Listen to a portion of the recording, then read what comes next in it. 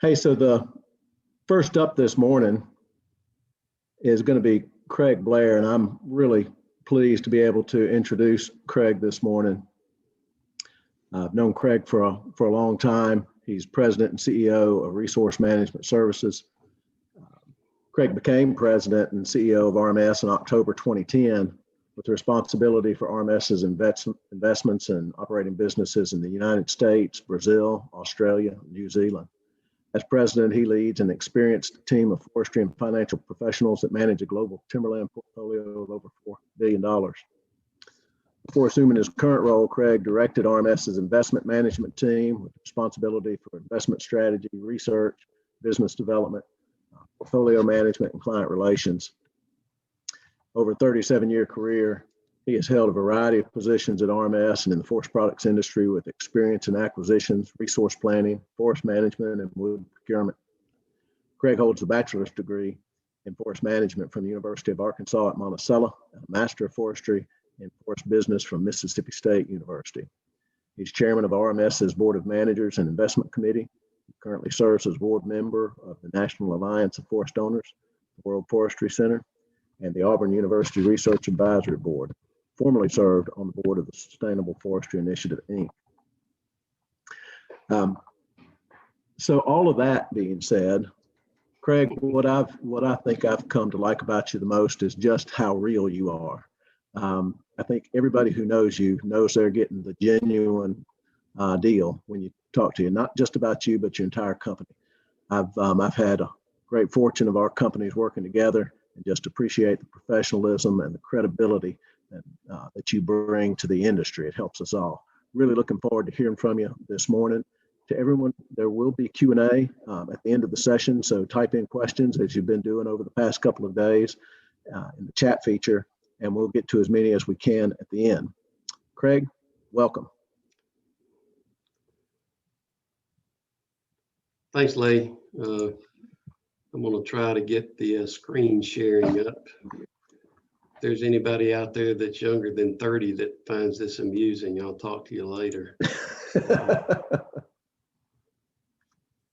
And I think we all feel your pain.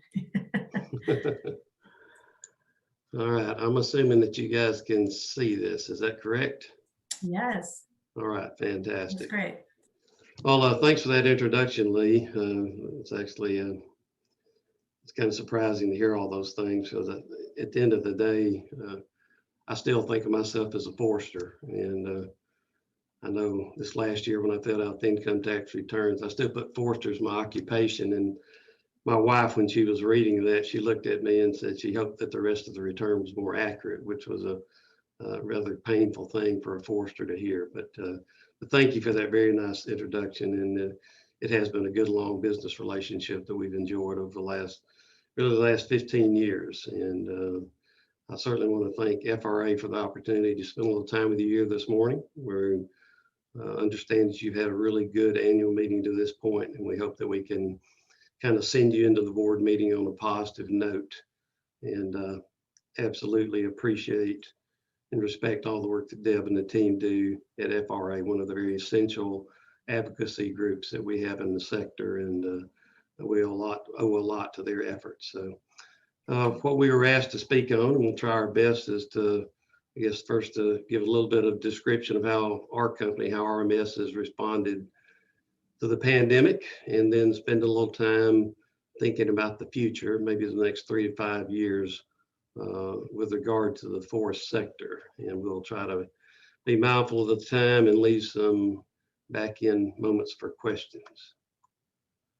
Many of you may be familiar with Resource Management Service, with RMS. Those that aren't, just a quick overview. We're in our 71st year as a private employee-owned firm that focuses on private working force. If you're older than 50, you might have actually met Harry or John, our two founders. You might have crossed swords with Harry Murphy. Today, we are one of the TIMOs, a global forest investment manager, operations and target investments in 4 countries, the U.S. South, Brazil, New Zealand, and Australia, about $4.5 billion in assets.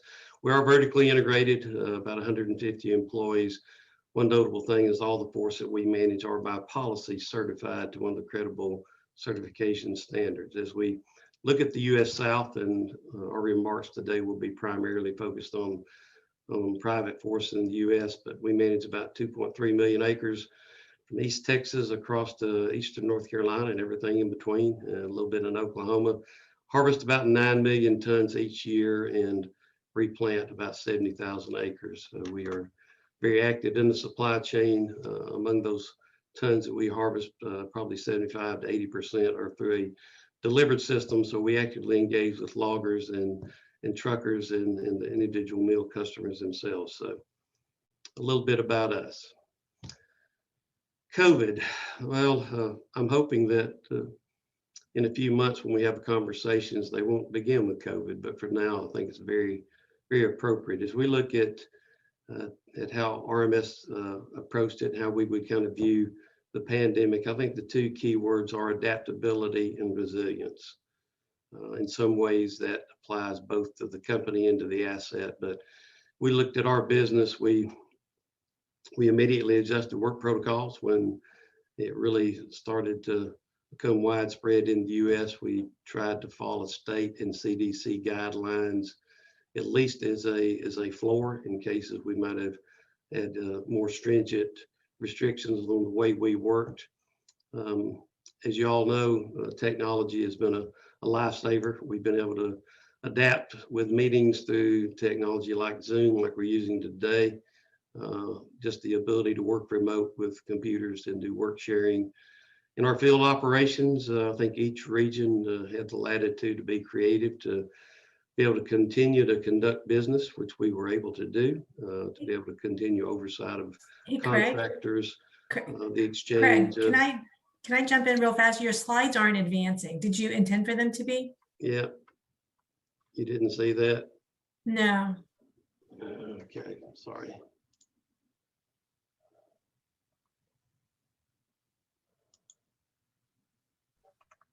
How about now?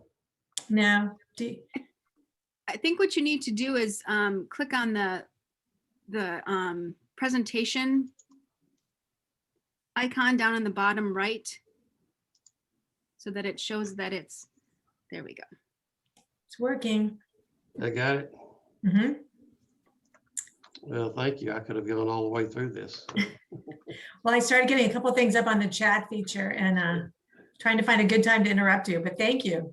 Okay, very good. So if you should be viewing the COVID-19 business impact slide now. Yes, and we are. Thank you. again, if we look at impact on the company, I think we were able to conduct business very well, maintain productivity and efficiency, and really get the job done. Part of that is a testament to our employees. We had limited COVID cases among our staff, certainly more when you extend it to families. I believe I'm correct that we've only had one employee that had a severe case and actually required hospitalization, and that was one of our employees in Brazil. But nonetheless, a lot of impact on the personal side of the business dealing with COVID. In terms of the sector, I think we all can recall last spring of 2020, when it was very scary as the bottom fell out of the economy. Everyone was shutting down, drawing inventories down. It was a lot of suspense as to how deep and how long this might be. We were fortunate in that the forest sector was classified as an essential industry, had a quick recovery in building products, and we've seen actually through the course of last year into this year some unexpected strength in several parts of our business that might have had a positive impact actually from the way people reacted to the presence of the pandemic. We are very happy to say that it feels that we are largely returning to kind of normal conditions. We've had a very high rate of vaccination among our employees. I expect we're probably close to 80% today. And we are planning officially to return to work rules and protocols next Monday that would have been a pre-COVID protocol. So it feels a lot better. We hope that there aren't any bounce backs that we have to deal with as we go through the summer, and maybe this can be something that we can to some degree resign to the history books. Not the case in our non-US businesses. Each country has a little different rules and situations, so they're still under pretty strict COVID protocols, but in the US we're happy to say that things have started to return to normal. I'd like to look at spend some time on the outlook for private forest owners. And I really want to focus this on the private working forest. That's about 360 million acres. They make up 47% of the total forest in the United States. And these private lands really are the economic engine of rural America. You know, they produce 90% of the timber harvest in the country, about 2.5 million direct and indirect jobs, a little over $100 billion in annual payroll, and about $300 billion in annual sales. Clearly, the economic lifeblood of many of the rural areas and communities in which we all operate. It's also very important in terms of the environmental benefits. We talk about the green infrastructure that we have. 30% of the drinking water in the U.S. comes through watersheds on private working forest, provides habitat for 60% of at-risk species, and sequesters 10 to 15% of the annual CO2 emissions from the United States, and a growing source of renewable energy. So increasingly important asset, and we'll focus on the private forest today. Thought we would take a little different approach and use a SWOT, the strengths, weaknesses, opportunities, and threats analysis as a way to think and talk a little bit about the future view around private forests. So hopefully that'll be informative, and maybe we can generate some good thinking, something for you guys to talk about as the day proceeds. Starting with the strengths, well, this is a very vibrant sector, both economically and environmentally. And if you look at the resource that we have in the United States, it is world-class. The quality, quantity, and diversity of the forest asset. There's not a country in the world that has a parallel forest resource as we have in this country. Very productive lands, well managed with a good infrastructure for access to mills and to ports. The scale and the scope unparalleled in any country around the world, and truly a diversity both of species, product, and maybe in something that we don't think a lot about, but diversity in owner. In the ownership of these private working forests range from a 10-acre, 40-acre woodlots in Maine to million-acre industrial holdings in the South or the Pacific Northwest, and those owners with a variety of objectives, but very, very engaged in the management of their timberlands.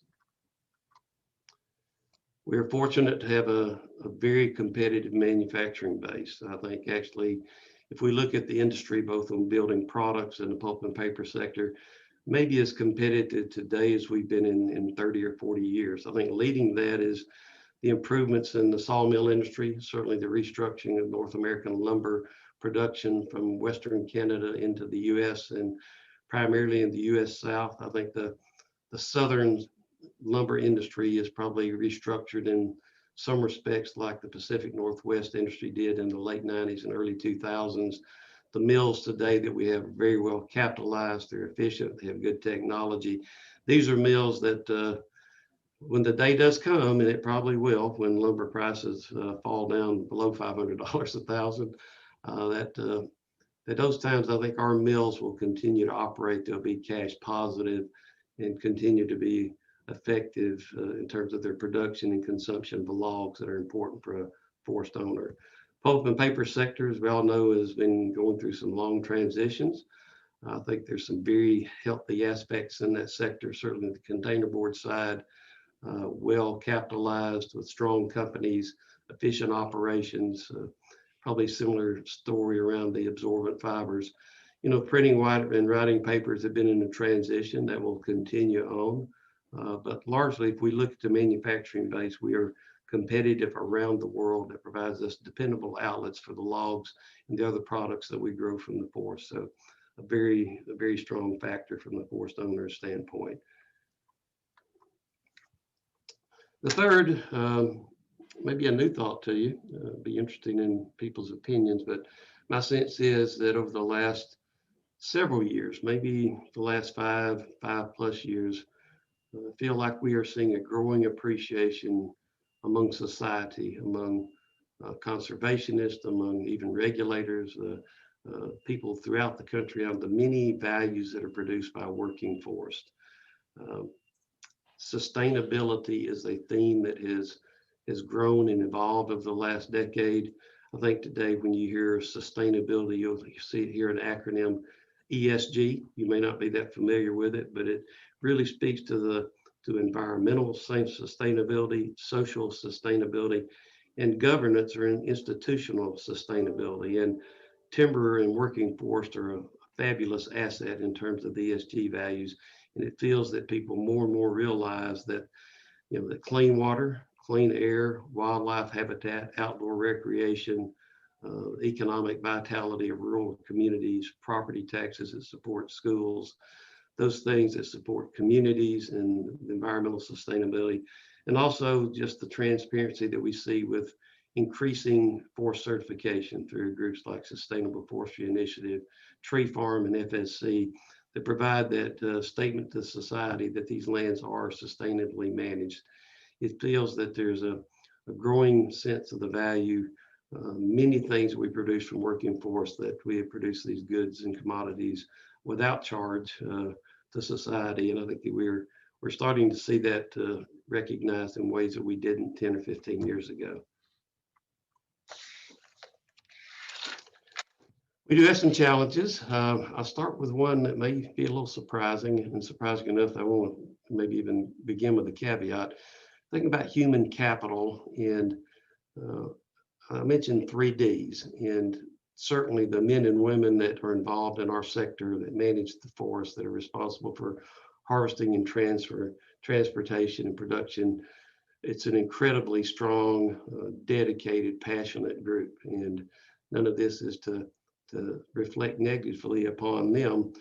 But the first D I would describe as diversity, and I know that Kathy Abuso has spoken at this meeting around creating a diverse and resilient workforce. So I'm sure you've been well versed in that. But as a sector, particularly in the forestry profession, we're very, very much not diverse. We don't represent the constituents that are important to our success. And there's a lot of work going on now to increase the participation of women and minorities in the forestry profession.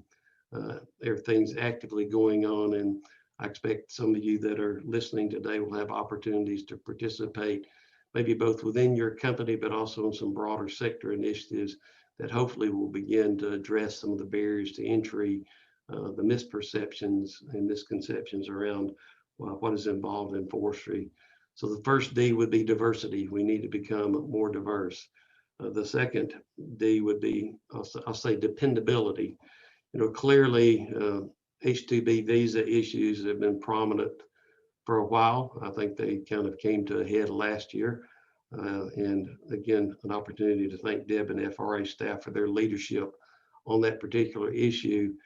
But the visa program is one that's inefficient, it's costly, and we've seen a growing demand for that labor to plant trees, to work in nurseries, to provide the on-the-ground silvicultural treatments that are employed across the country. And getting a dependable access to that labor force is something that we need to make some more progress on. The final D, maybe stretching the alliteration a little bit, but I'll say depth. And by that, we, in the forestry side, over the last 5 or 10 years, we've seen a significant exodus of experienced foresters. I think the things happened in the industry back in the 80s and 90s and 2000s with a lot of consolidation. We created a pool of forestry professionals that did have a lot of young foresters, a lot of older foresters, and over the course of the last 10 or 15 years, that population has moved in and through retirement. So I'll speak personally for RMS, and also know that among many of the other landowning companies and procurement organizations, we've seen a lot of people with 30 and 40 years of experience retire. That's not all bad. It certainly gives us the opportunity to bring in young professionals and the things that they bring to us with different perspectives. But we've lost a lot of experience over the last 5 or 10 years, particularly in the operating side of the business. And that's not there are things that we can't replace when someone with 40 years of experience departs. So nothing in the human capital side that we can't address. And I know people are working hard to do that, do expect to see that some improvement in that in the years to come. I guess the second weakness would describe generally as timber market dislocation. Really since about 2010, after the kind of the bottom of the global financial crisis, we saw lumber prices start to recover. Actually, timber prices in parts of the U.S. One thing we have not seen is a recovery in southern pine saw timber prices, with lumber prices setting, seem like every week new records, and we've had just a long, slow crawl in recovery in southern timber prices because of oversupply. It's an explainable phenomenon and one that we do believe will get addressed, but it's been a real challenge, and one that has even begun to probably erode some of the interest in making investments in plantations and genetics and silviculture, things that may be a reaction that has some negative impacts to us down the road. I guess the other part of the timber market dislocation is we've had restructuring in the pulp and paper sector. There are locations and regions that have lost significant pulpwood consumption. I think we find markets where it's a real challenge to get access to harvest and sell low quality trees, typical pulpwood in areas. That's something that is quite a challenge across the U.S. We'll go down to threats. I want to end on opportunity, so we end on a high note. There are a few storm clouds. They may be more on the horizon. They may be approaching with rain and lightning.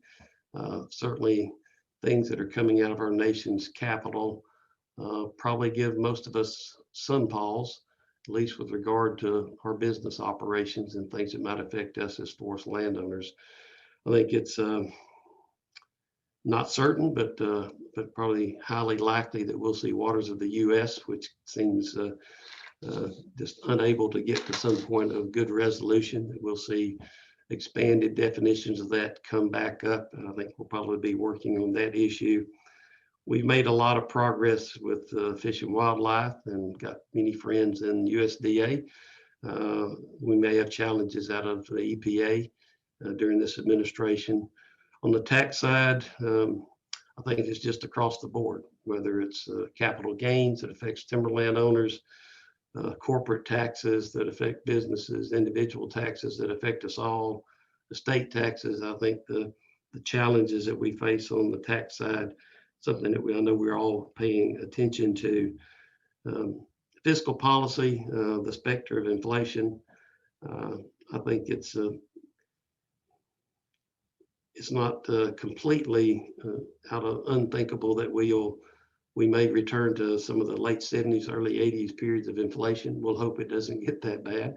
And there are limitations as to what we can do as a sector, but I think good collaboration among the different groups that are active in advocacy for us as forest landowners and manufacturers, so that our voices are heard in DC. And I just say that now will not be the time to relax. I think we're probably back on the defensive for a few more years anyway. So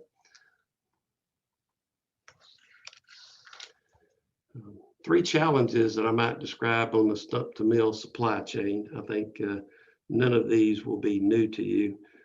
You might have a different order, and if you'd asked me the order of these three a few years ago, we might have had a different order as well. I think the first is insurance. We find more and more that it's harder to get insurance. There's less available. It costs more. It provides, for a given amount of coverage, the cost is significantly higher. And, that is something that flows through and affects everyone involved in our business. The second is just trucking, availability of drivers. It's common in the news today, just the challenges of finding drivers, driver availability, also our ability to compete with other industries. And the last would just be continuing to have good quality available logging contractors. We've talked for a long time around the generational transition in logging. That continues to be an issue, but we face growing consumption and demand, and the increasing insurance costs affects trucking and logging.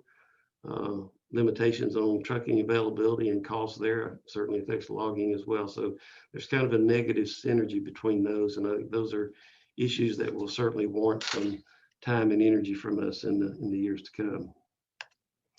We'll turn to some opportunities, and despite some of the threats, I think we have many more reasons to be optimistic as forest owners and people in this sector. First, new markets and products. It is really exciting to be able to see some of the new products that are starting to come to bear, in particular the cross-laminated timber, things involved in the mass timber movement. And that's a huge opportunity for us in this sector. It's a brand new market. It doesn't cannibalize or take away from other markets.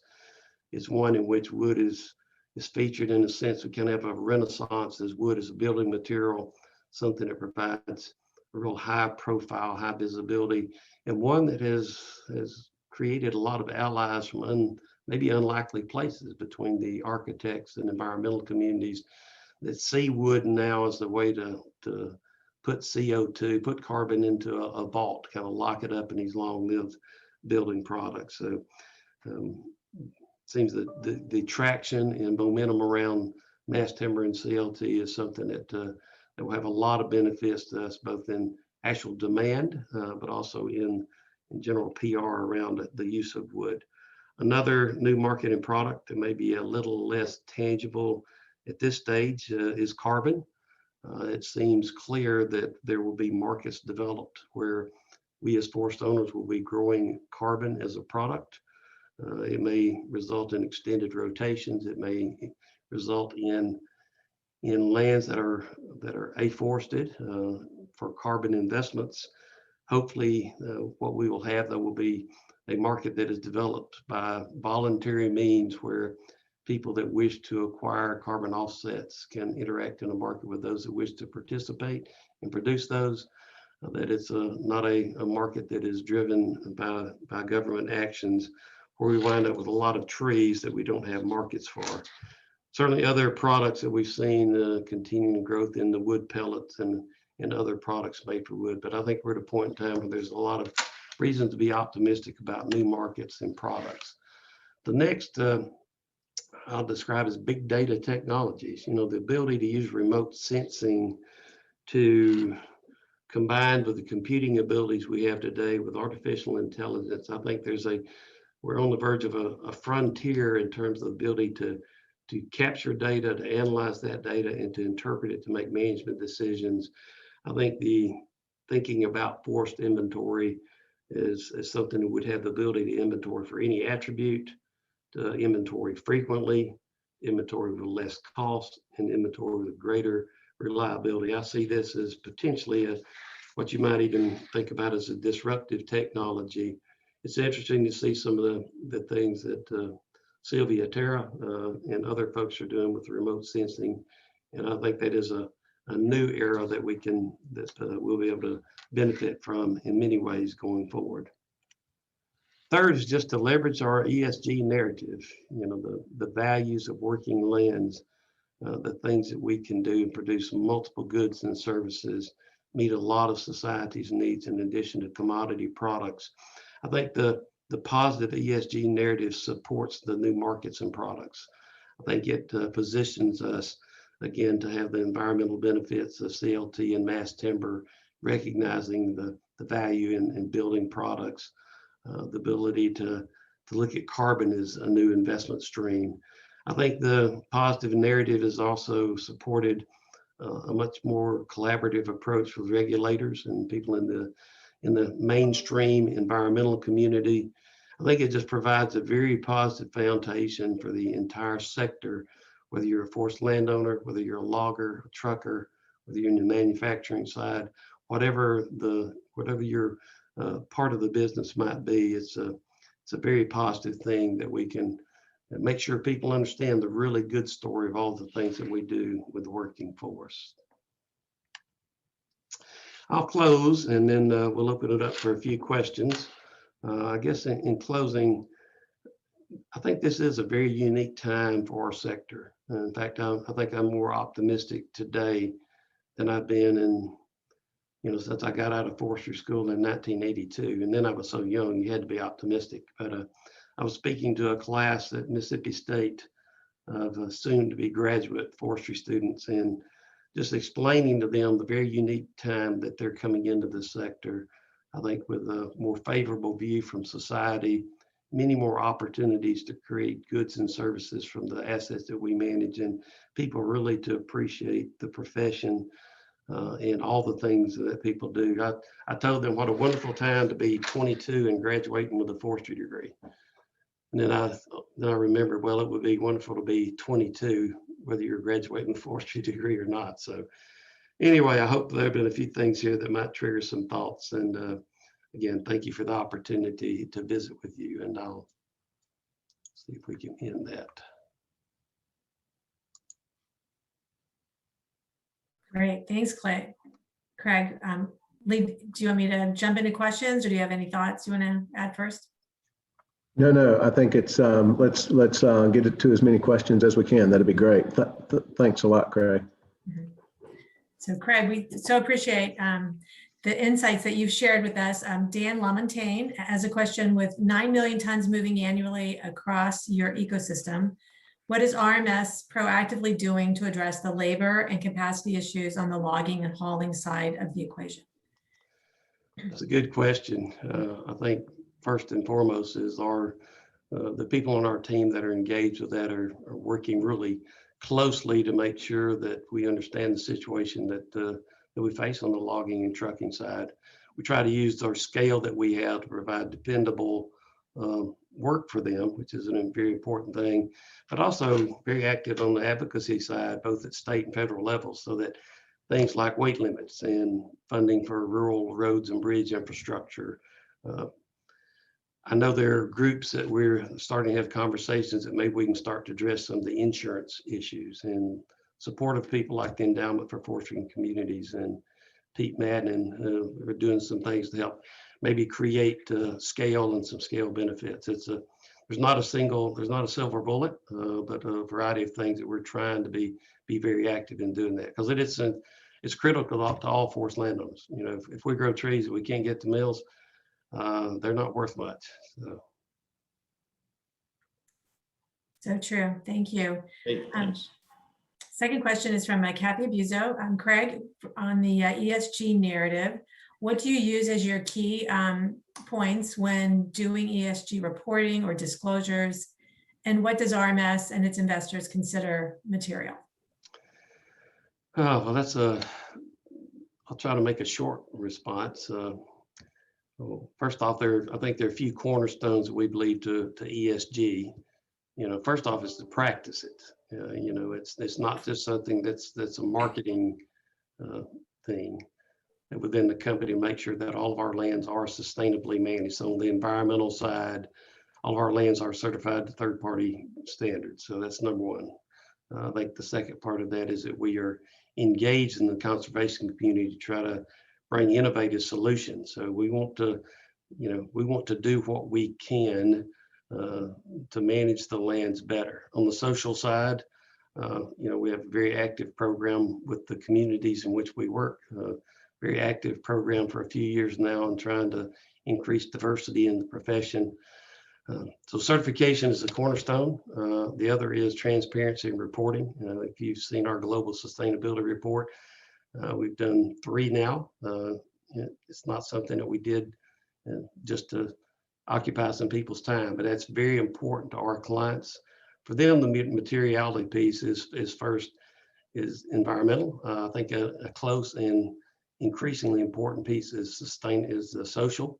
They really want to understand that we're concerned about safety.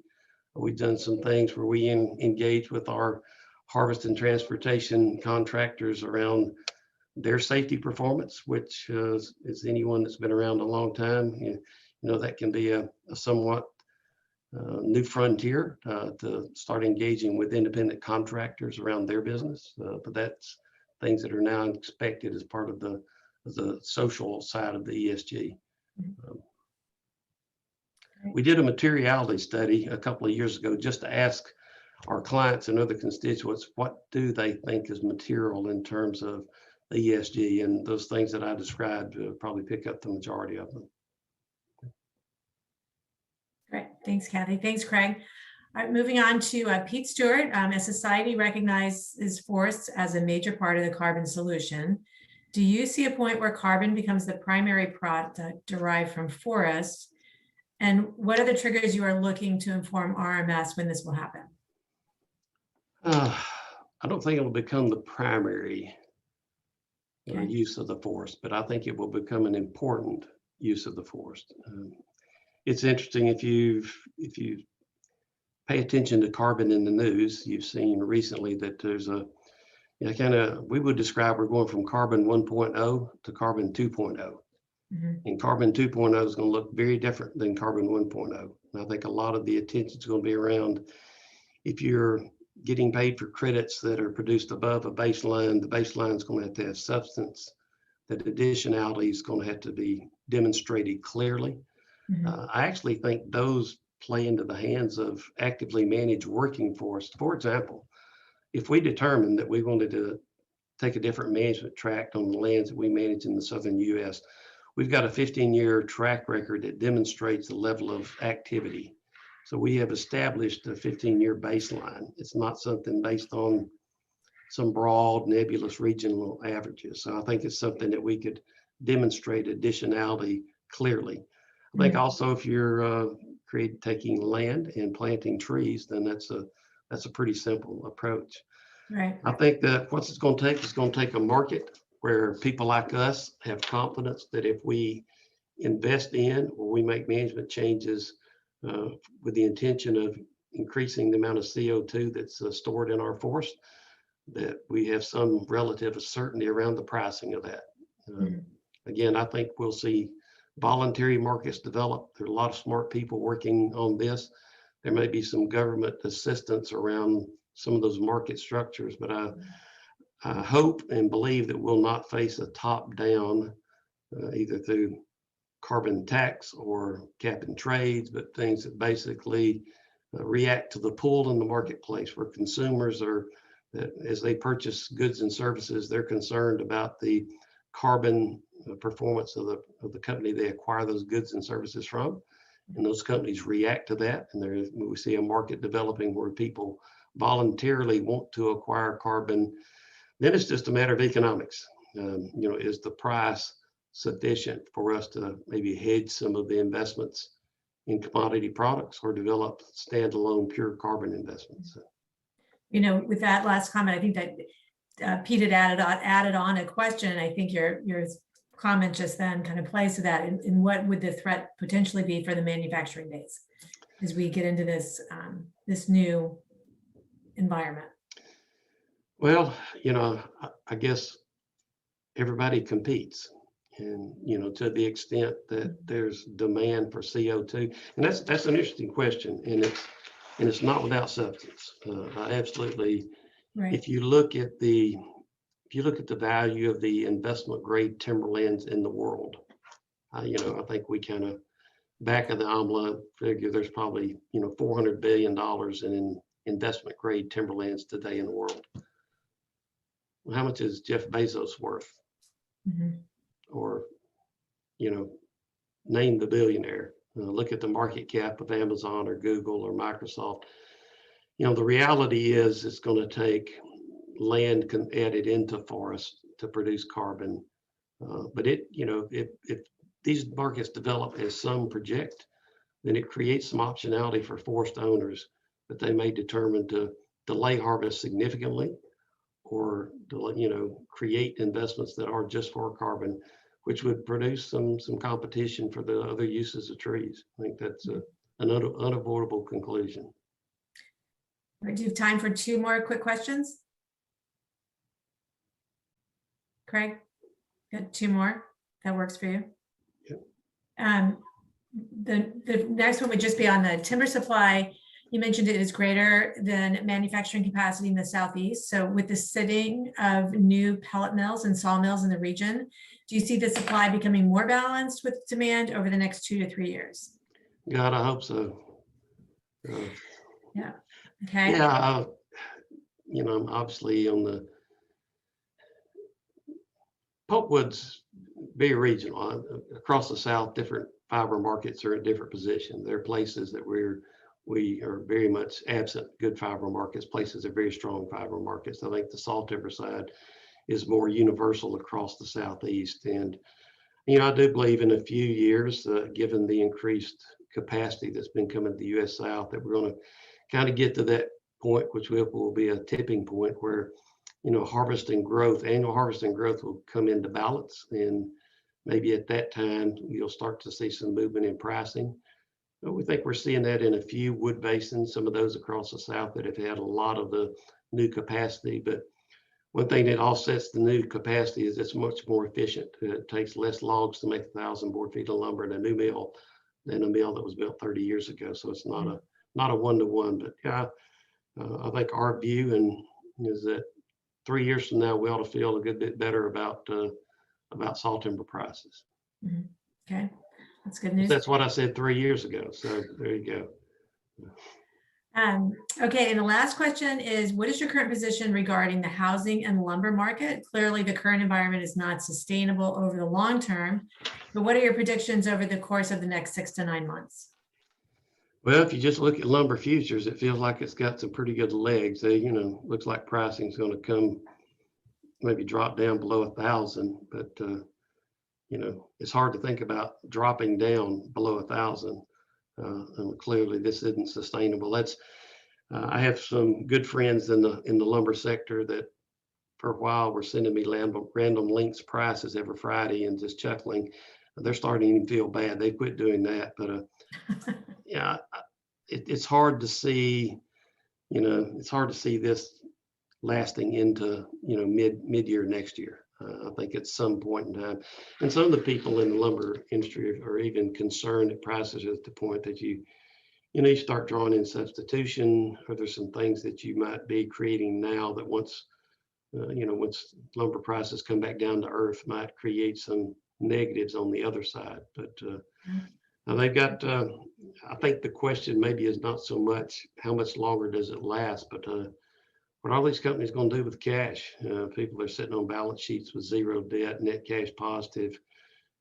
How's this industry going to react to the financial position that they're in? Gotcha. Excellent points for us, Craig. Thank you so much. On behalf of FRA members, we value your time, and you're obviously a great leader for the industry. So thank you.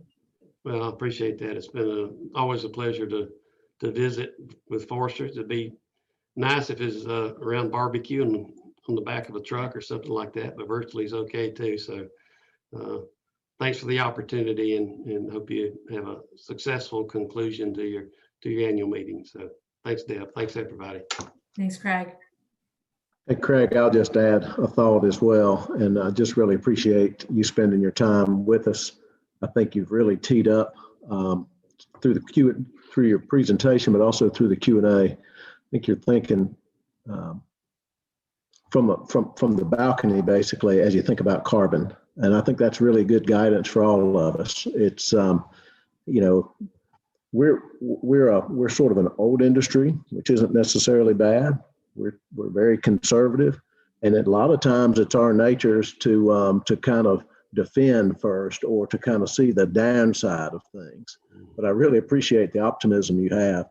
I think it can't be bad if there's potential new streams of revenue that can find its way into our industry.